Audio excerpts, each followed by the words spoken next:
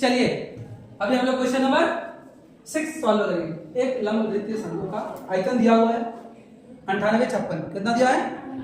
9856 centimetre cube है। यदि इसका आधार का व्यास 28 सेंटीमीटर है तो ज्ञात कीजिए शंकु की ऊंचाई, शंकु की तिर्यक ऊंचाई और शंकु का वक्र पृष्ठ क्षेत्रफल। तो चलिए सॉल्व करते हैं। क्वेश्चन बहुत ही अच्छा है। सबसे पहले हम क्या बनाते हैं? शंकु। क्या बनाते हैं? शंकु। और ये है इसकी ऊंचाई और ये है इसकी तिर्यक ऊंचाई।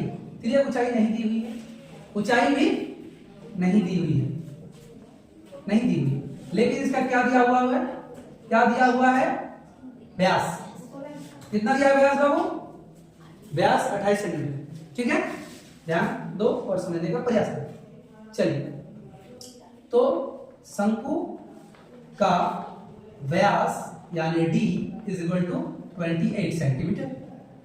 सो त्रिज्या radius r is equal to 28/2 centimetre is equal to 14 centimetre. कोई दिक्कत? क्या निकालनी है? शंकु की ऊंचाई। क्या निकालनी है? शंकु की ऊंचाई। तो एक काम करो, शंकु का एक चीज और दिया है, वो है आयतन। तो शंकु का आयतन कितना दिया है? कितना दिया है? 9856 सेंटीमीटर क्यूब।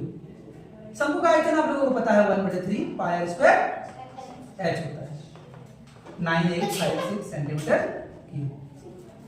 चलिए अब आगे करते हैं। 1/3 ही है।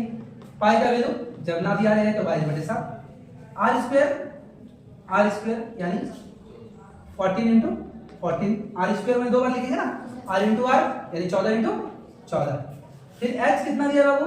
नहीं मालूम सर, वही तो निकालना है। Is equal to 9856 centimetre cube. चलिए आपको क्या निकालना है? h।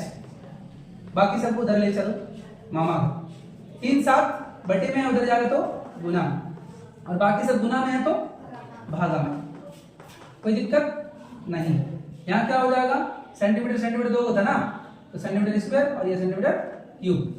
ठीक है जी, यहाँ छूट गया है सेंटीमीटर सेंटीमीटर, 14 सेंटीमीटर 14 सेंटीमीटर लिख लो। ये काट दो, 7 दूनी 14। फिर क्या करेंगे?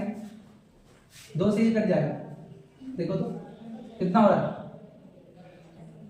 2 से काटो कितना हो रहा है? देखो 4 हो रहा है, 9 हो रहा है, 2 हो रहा है, 8 हो रहा है। यही तो। चलिए फिर नीचे चलो, काटने का जगह नहीं है, ट्रेस करके लिखते हैं 49/28 इंटू 3/22 इंटू 14। ठीक है, देखो 7 से कटेगा, दिख रहा है 7 दूनी 14, 7 7 49, दोनों अंक लेंगे 7 से 28। ठीक है जी।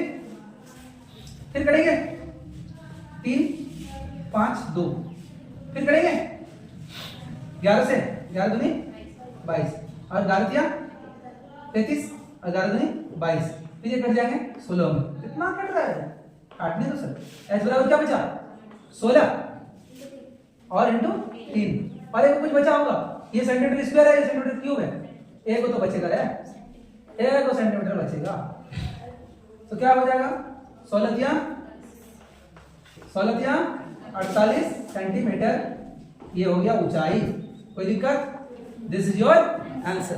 ये किसका आंसर है? 1 नंबर का। अब निकालना है शंकु की तिर्यक ऊंचाई। ठीक है, तिर्यक ऊंचाई बोले तो ये वाला h निकल गया। तो हम लोग का क्या क्या निकल गया? हम लोग का निकल गया क्या? ऊंचाई h 48 निकल गया ना।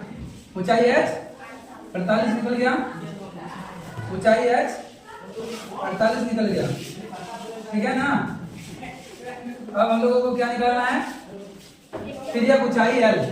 और ये आप लोगों को पता है, ये देखो शंकु का ये ऊंचाई है, ये आधार का त्रिज्या है, और ये है l यानी कर्व में निकालना है। तो l बराबर क्या होता है? Root under r square plus h square, है ना। r स्क्वायर, r कितना है? 14 सेंटीमीटर का स्क्वायर, और h कितना है? 48 सेंटीमीटर का स्क्वायर। और 14 का वर्ग कितना होता है? 14 का वर्ग 156 या 96, 196 होता है। क्या? 196। और 48 का है ना, कितना हो जाएगा? 23/04। अब क्या करोगे? जोड़ दो, कितना आ रहा है?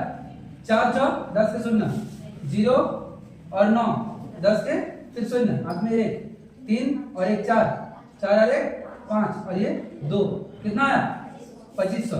और 25 का कितना होता है वर्गमूल 5 और 2 जीरो का 1, यानी क्या आ गया तिर्यक ऊंचाई 50 centimetre. This is your second answer. ठीक है, तिर्यक ऊंचाई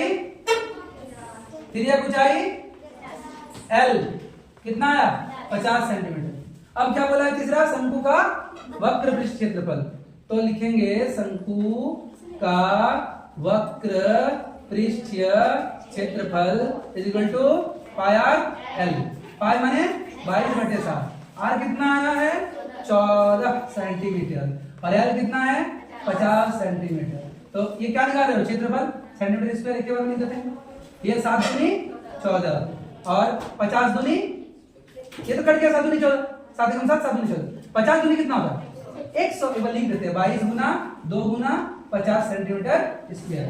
अब ध्यान देख से देखो आंसर, या गुना कितना आसान है, 50 गुना 2 100 और 100 गुना 200 कितना होगा 2200।